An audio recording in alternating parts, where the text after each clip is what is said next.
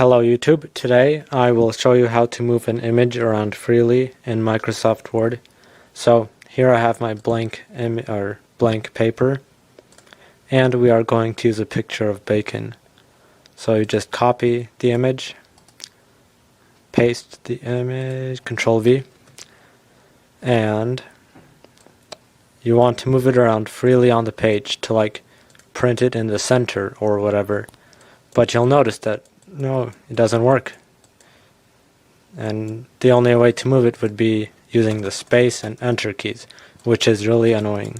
So what you do is then click the image, go to Format, Text Wrapping, and you don't have to have any text. Then you just do Square, is what I use all the time, and you'll notice that it moves around freely on the page. You can then resize it, move it, and then whoa, yeah, so you can do that. And that is how you move images freely in Microsoft Word.